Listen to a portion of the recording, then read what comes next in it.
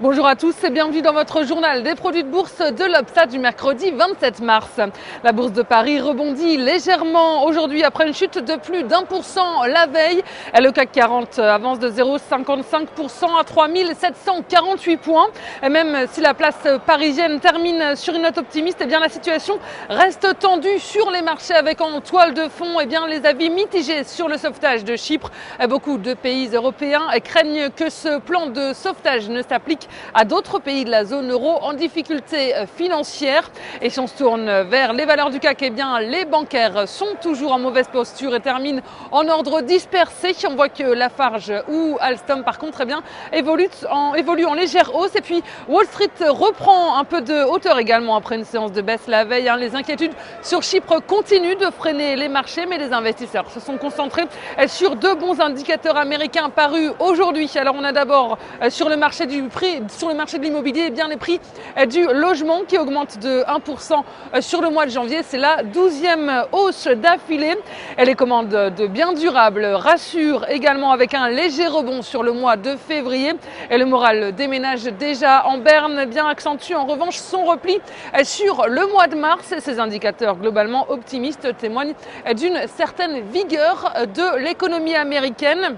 Et cela encourage les opérateurs à investir dans le marché. Et puis sur le front des valeurs, le secteur bancaire reprend des couleurs après avoir été pénalisé hier par la situation chypriote. Le constructeur américain Boeing grimpe en bourse après avoir effectué un vol d'essai sur l'un de ses 787 Dreamliner cloués au sol depuis mi-janvier. Et sur le marché des changes, l'euro se reprend légèrement également après avoir chuté à un plus bas de 4 mois, rassuré par le plan de sauvetage de Chypre. Et les volumes sont en forte hausse sur le marché des produits de bourse avec 36,8 millions d'euros échangés dans une séance donc de légère hausse. Et du côté de la répartition par type de produit, les certificats sont en baisse à 55% des échanges. Les warrants sont en hausse à 45%. Et concernant les transactions, les certificats représentent 63% des échanges et les warrants 37%. Et si on regarde la répartition par sous-jacent, on voit que les indices restent élevés avec 30% du marché. Les actions sont à 13%. Et la répartition des transactions sur les warrants nous indique que les indices représentent 48% des échanges. Les actions sont à 44%. Le taux de change est à 1% et les matières premières sont à 8%.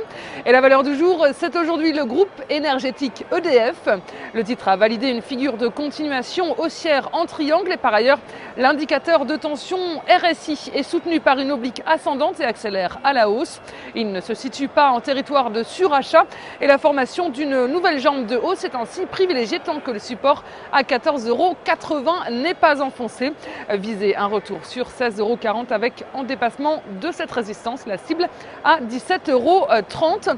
Et la stratégie qui vous est proposée pour jouer cette valeur, c'est l'achat du warrant de call EDF à 3252 T d'Unicredit au prix d'exercice de 15 € et d'échéance au 6 septembre 2013. Voilà, c'est tout pour aujourd'hui. Très bonne journée et à demain.